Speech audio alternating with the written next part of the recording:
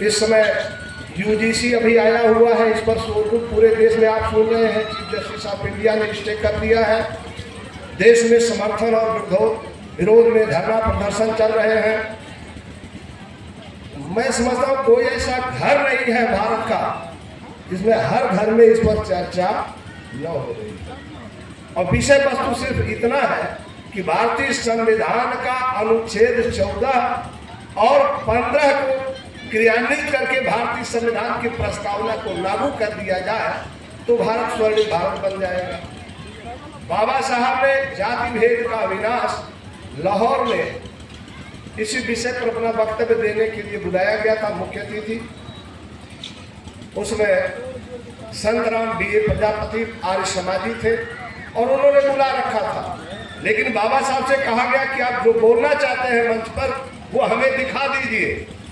उन्होंने कहा भाई मैं दिखा दूंगा तो फिर बात बोलने की कहाँ जरूरत पड़ेगी। तो उन्होंने दिखा दिया तो लोगों ने कहा कि इनमें से इतनी बातें काट दीजिए तब आपको मंच पर बोलना। उन्होंने कहा ऐसा मंच मुझे स्वीकार नहीं है कि मेरी राय को हटा दिया जाए और फिर आपकी चापलूसी में भाषण दिया जाए। मैं ऐसा कोई भाषण नहीं देता। मैं देश का दुनिया का मार्गदर्शन करने वाला भाषण देता हूँ। तो मैं उसी आईने में अपनी बात रखना चाहूंगा। भला भाषण नहीं हुआ। बाबा साहब ने जो राय देना चाहा था वह जाति भेद का विनाश क्यों और कैसे नामक किताब में दर्ज है। उसके फ्रंट पेज पर लिखा है कि swarajya has got no significance without caste society, यानी जाति विनाश किए बगैर भारत में ली गई आजादी का कोई अर्थ नहीं है। क्या जातियां समाप्त हो गई? नेहरू से मोदी जी ने खत्म कर दिया? नहीं। तो हमारे जिन लोगों ने यूजीसी बनाया और समर्पित किया, 15 फरवरी को अभी पूरे देश में हलचल मच गई है। समर्थन और विरोध में प्रदर्शन चल रहे हैं। उस पर chief justice of India Suryakant ji को और उनकी पूरी टीम को, सभी न्यायाधीशों को मैं बधाई देना चाहूंगा। उन्होंने कहा कि हम जाति विहीन भारत का सपना देखते हैं। तो मैं तो चाहता हूं कि सूर्यकांत जी, आप चंदौली में आए हुए थे, मैं भी एक अधिवक्ता हूं। हम जनपद न्यायालय से लेकर हाई कोर्ट और सुप्रीम कोर्ट में भी जाते रहते हैं। आपको बधाई देता हूं कि आप जाति भेद का विनाश अगर कर देते हैं तो आने वाली पीढ़ियां आपको अपना सिर मौत मान देंगी। लेकिन जहां तक मेरी जानकारी है, आजादी से अब तक किसी जज की इतनी हैसियत नहीं है कि जाति भेद का विनाश कर दे। हैसियत नहीं है। अगर आप अपवाद हो जाते हैं तो एक प्रश्न ले लीजिए मेरा। पहला प्रश्न है कि सुप्रीम कोर्ट में 34 जज हैं, पिछड़ा और दलित एक भी नहीं है, अनुसूचित जाति जनजाति। कृपया अगर आरक्षण के हिसाब से देते हैं, विधि के समक्ष समता और समान संरक्षण की गारंटी जो संविधान देता है, अगर उसके हिसाब से देते हैं तो वहीं से ऑर्डर कर दीजिए। सुप्रीम कोर्ट के 34 में 30 जज बहुजन समाज के नामित करवा दीजिए। आपको बधाई देना चाहिए। और इसी तरह से हाई कोर्ट और जनपद न्यायालय में भी लागू करवा दीजिए। अब दूसरी बात बाबा साहब की लाइन है,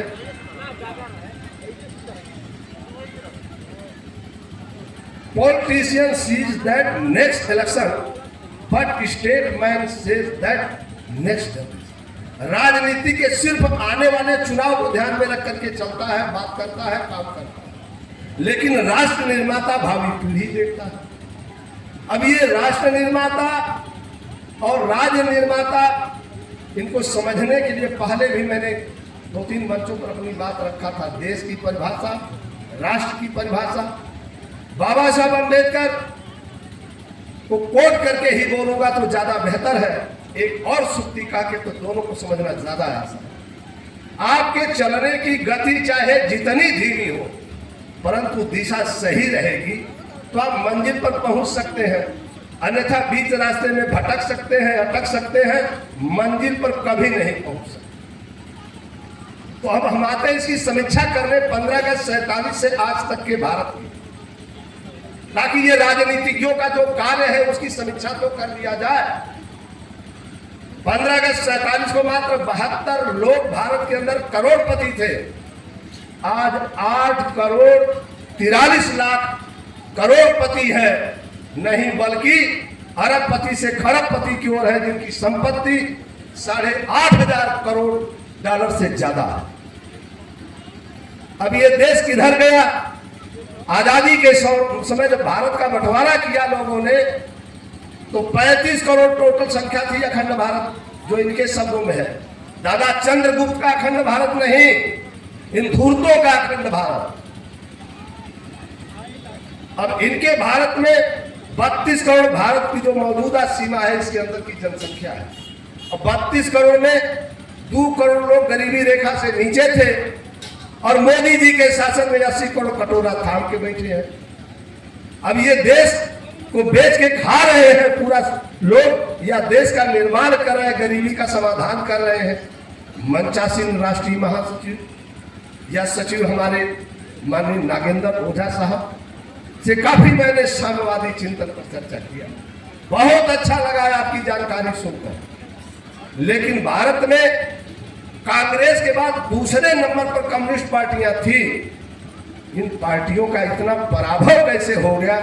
हम आपसे निवेदन करेंगे कि इस पर भी चर्चा आनी चाहिए, क्योंकि लोग जानना चाहेंगे।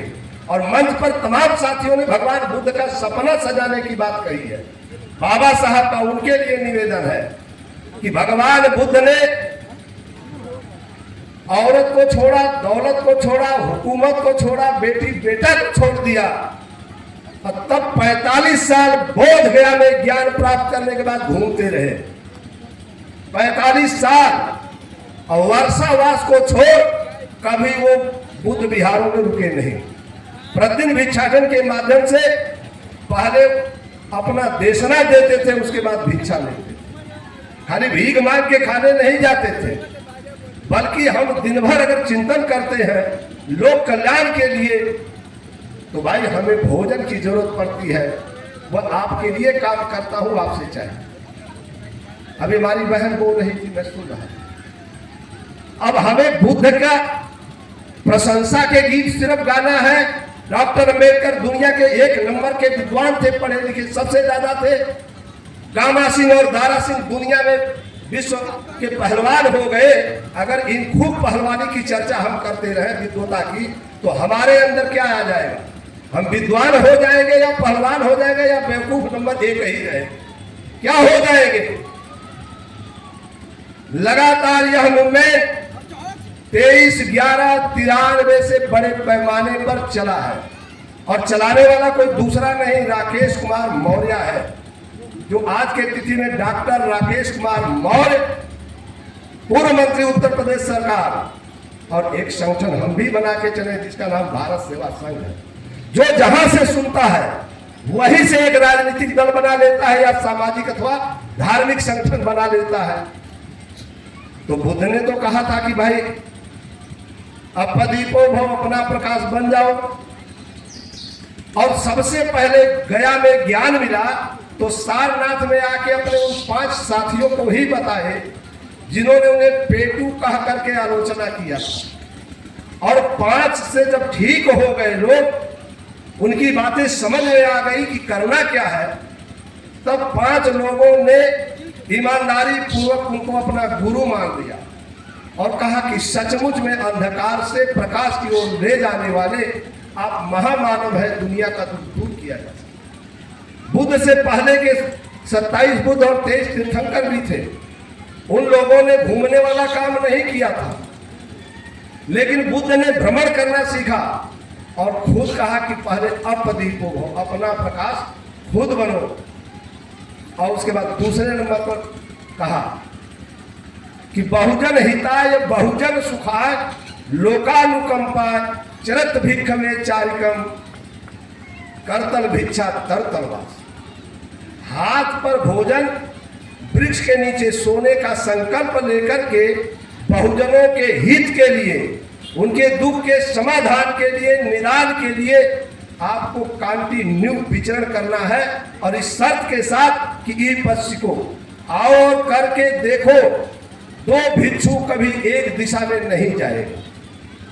ईमानदारी से जो लोग आयोजन कर रहे हैं, चाहे जहां भी पूरे देश में, क्या हम लोग अपने जैसा सोचने वाला, व्यवहार में आचरण करने वाला कुछ आदमी तैयार कर पाए हैं, या सिर्फ पुष्यमित्र शुंग और पतंजलि और उनके वंशजों को धकियाने और गरियाने वाला ही काम में लगे हैं? कौन से काम में हम लगे हैं? तथागत बुद्ध ने 40 लोगों को अपने जैसा बनाया, तब पहली बार सारनाथ में संघ का निर्माण किया और ये कहा कि यह मिशनरी धर्म है। तो अब भगवान क्या है, धर्म क्या है, समझ लीजिए, तब संघ ले आइए। भगवान की परिभाषा जिस पर हमारे साथी बोल रहे थे, पिछली बार भी 1-2 जगह बोला हूं, आज जरूरी है वह विषय। इतिपिसो भगवा, ऐसा मैंने सुना है भगवान कौन, या जैसा मैंने गया में अनुभव पाया है कि भगवान कौन। तो कह रहे हैं अरहंग सम्मा संबुद्धो विद्याचरण संपन्नो सुगतो लोक विदु अनुत्तरो पुरुष ब्रह्म सारथी सत्था देव मनुष्यानम बुद्धो भगवती। कह रहे हैं कि जो आर्यों का हनन कर दिया, आर्य माने शत्रु, तो अलग से विश्लेषण दिया, भग रागो भग मोहो भग द्वेषो। राग द्वेष मोह का हनन करने वाला क्या है भाई? सम्यक संबुद्ध है। और जो सम्यक संबुद्ध हो जाता है, उनके आचरण में विद्याचरण संपन्न हो, यानी जब आचरण में वो सारी विद्या उतर गई जिससे वो भगवान कहलाए। विद्याचरण संपन्न सुगतो लोक विदु, पूरा 3 लोक 31 संसार के राज रहस्य को जानने वाले तथागत, अनुत्तरो जिनका कोई उत्तर नहीं है, आज तक कोई उत्तर नहीं है। पुरुष ब्रह्म सारथी सत्ता देव मनुष्य, देवता और मनुष्यों के पथ प्रदर्शक हो गए। यहाँ तक कि आप देवताओं की पूजा करते हैं ही नहीं है, बल्कि भूत भी पकड़ के पूजा कर लेते हैं, और उनकी पूजा खुद देवता और मनुष्य कर रहे थे। तो स्वयं वो भगवान कहलाए तब जब राग द्वेष और मोह से विरत हो गए। तो राग तो समझ में आता है किसी चीज को पाने की मनसा, द्वेष है मिटाने की, मोह क्या है? तो मोह को तो उन्होंने आगे डिफाइन किया है, वो सुन लिया जाए। कामराग, भवराग, विभवराग। कामराग माने स्त्रियोचित संबंध, स्त्री का पुरुष, पुरुष का स्त्री, नर मादा का मिलन, यह कामराग है। और भवराग है कि प्रधानमंत्री पहुंच जाए, राष्ट्रपति बन जाए, सारी दुनिया की संपत्ति हो जाए, बड़का पद हो जाए, ये तो भवराग है। और विभवराग है कि जन्म और मृत्यु के झंझट से छूट करके मुक्त हो जाए, ये है आपका विभवराग। इतनी बड़ी बात उन्होंने कहा। और उनके जीवन काल में 45 वर्षों के भ्रमण में 20,000 अरहत भिक्षु थे। अरहत भिक्षु का मतलब सीधे भगवान, राग द्वेष मोह से विहीन। और यहाँ तो बहुत दिन से हम लोग हल्ला मचा रहे हैं, एक वो आदमी नजर नहीं आता है एक आधो आदमी। तो राष्ट्र कवि रामधारी सिंह दिनकर को लिखना पड़ा, ईर्ष्या दूर न गई मेरे मन से, है ना भाई। अब इसके लिए अशोका द ग्रेट का जो जीवन है, अशोका द ग्रेट के जीवन में 84,000 बुद्ध विहार बनवाए, लाट लगवाए, शिलालेख, प्रस्तर लेख, गुहा लेख लिखवाए। सुना है कि नहीं, पढ़ा है कि नहीं आप लोगों ने? क्यों भाई? 84,000 उन विश्वविद्यालयों का क्या काम था? 84,000 विद्यालयों में यही राग द्वेष मोह से ग्रसित जनमानस को बैठा के प्रतिदिन एक एक भिक्षु उनकी देशना करा के अच्छा इंसान बनाता था।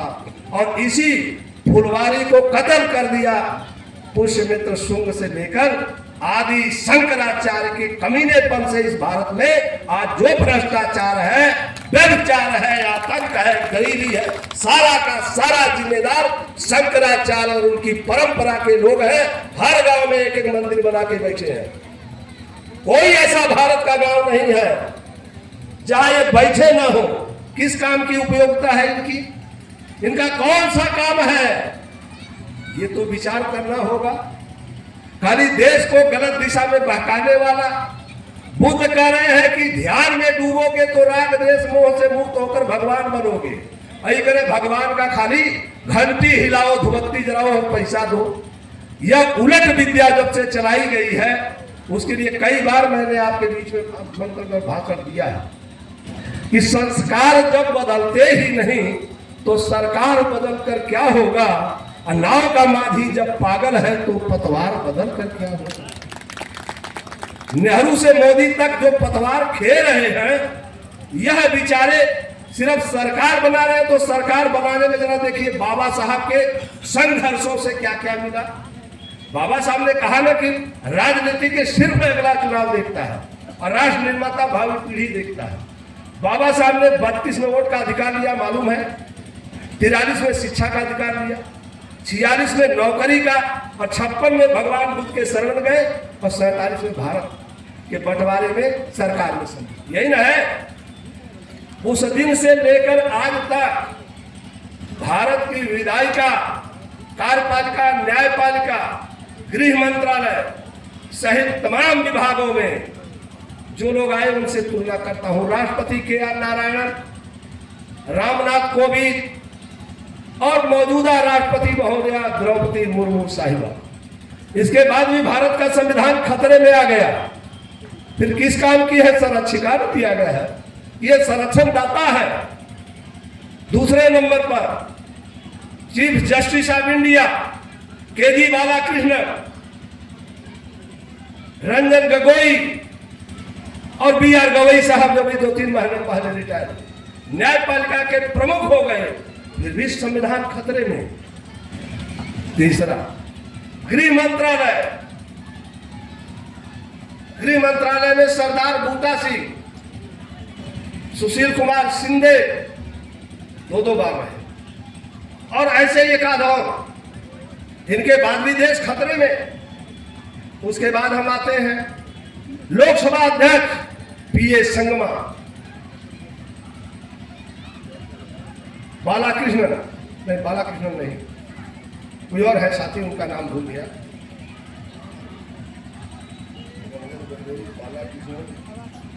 हाँ, किरण रिजिजू, थावर चंद गहलोत है। चलिए, विधि मंत्री बाबा साहब अम्बेडकर स्वयं थे। उसके बाद के.जी. बालाकृष्णन, नहीं, chief justice of India Balakrishnan का नाम दिया मैंने। बाबा साहब बाद किरण रिजिजू, अभी 5-6 साल पहले विधि मंत्री भारत सरकार थे। उस समय मैंने दिल्ली में जाकर एक सम्मेलन किया, और उसके बाद विधि मंत्री में मौजूदा थावरचंद संभवतः गहलोत है। सब 3-3 होते आए, और फिर भी बहुजन समाज बेदीन क्यों? इस प्रश्न का उत्तर तो हमें खोजना होगा। पावर पर बैठने से सिर्फ समाधान हो जाएगा, क्योंकि लोगों ने सुन रखा है कि पॉलिटिकल की इज ए मास्टर की, ही इज ओपन दियालोग। राजनीतिक सत्ता वह मास्टर चाबी है जो आपके बंद दरवाजे को खोल देती है। तो ये लोग बैठ तो गए, रेल मंत्री, रक्षा मंत्री, उप प्रधानमंत्री बाबू जगजीवन राम थे, रामविलास पासवान भी थे। इसके बाद आपकी तकदीर बदली क्यों नहीं? क्योंकि आप 22.5% MP हो, 22.5% MLA हो, 22.5% चपरासी से जिलाधिकारी हो। इसके बाद भी अगर तकदीर नहीं बदली तो आखिर उसका जिम्मेवार कौन है? यह बात को समझना जरूरी है। क्योंकि बिहार में नीतीश कुमार, लालू प्रसाद, ये तो आपके सामने है। उत्तर प्रदेश में बहन जी और मुलायम सिंह, कल्याण सिंह, ऐसे तमाम प्रदेशों में लोग बैठे हैं। भाजपा आपके इसी नासमझी का लाभ उठा करके पूंजीवाद और ब्राह्मणवाद दोनों को लागू किया है, जिसके लिए शोषित इनकलाब के लेनिन अमर योद्धा जगदेव प्रसाद ने कहा कि जमीन दौलत से पहले सत्ता हड़पो, तो सत्ता तो हड़प दिया। 1 फरवरी 68 को सरकार बना दिया, और उनके संघर्षों की बदौलत तमिलनाडु को छोड़ उत्तरी भारत में सतीश प्रसाद कुशवाहा जी मुख्यमंत्री बने, बीपी मंडल बने, दरोगा प्रसाद राय जी बने, सरदार हरिहर सिंह बने, और भोला प्रसाद पासवान शास्त्री, और इनके रिएक्शन में कर्पूरी ठाकुर को बनाया विपक्ष के लोगों ने, और साथ में अब्दुल गफूर को कांग्रेस ने बनाया। बने उसके बाद तो लालू जी से लेकर के नीतीश। बदला क्या है ये तो विचारनीय विषय है। दो बातें हैं मोटी मोटी, और सबको चाहिए इज्जत रोटी। क्या इज्जत मिल गई? जिस देश की हालात ये है कि गरीबी तो घातक है ही, लेकिन गरीबी से भी ज्यादा घातक है अपमान। इसका समाधान क्या है? तब जगदेव बाबू ने नारा दिया था कि ब्राह्मणवाद और पूंजीवाद दोनों से भारत बर्बाद, भारत के संदर्भ में। और अंतर्राष्ट्रीय स्तर के लिए नारा दिया था कि पूंजीवाद और साम्यवाद दोनों से दुनिया बर्बाद। ये गंभीर चिंतन इसलिए आपको दे रहा हूं कि अगर राजनीति से ही सब कुछ बदलना होता तो बदल जाना चाहिए। कार्यपालिका, विधायिका, न्यायपालिका, लोकसभा स्पीकर, जज बनिए गए, बदला क्यों नहीं? अब उसके लिए डॉक्टर अंबेडकर ने कहा है कि राष्ट्र निर्माता भावी पीढ़ी देखता है, जिसके लिए भगवान बुद्ध के शरण में 14 अक्टूबर 1956 में गए और 5 लाख लोगों के साथ उन्होंने स्वीकार किया। और उसी चिंतन की वैचारिकी को आगे बढ़ाने वाले, व्यवहार में लाने वाले परम पूज्य भिक्षु गणों को मैं नमन करता हूं, वंदन करता हूं कि कम से कम कासाय वस्त्र तो धारण किया है, लेकिन करना क्या है ये तो अभी तक नहीं पता है। भाई भगवान बुद्ध ने कहा कि हिंसा नहीं करना है, चोरी नहीं करना, झूठ नहीं बोलना, व्यभिचार नहीं करना।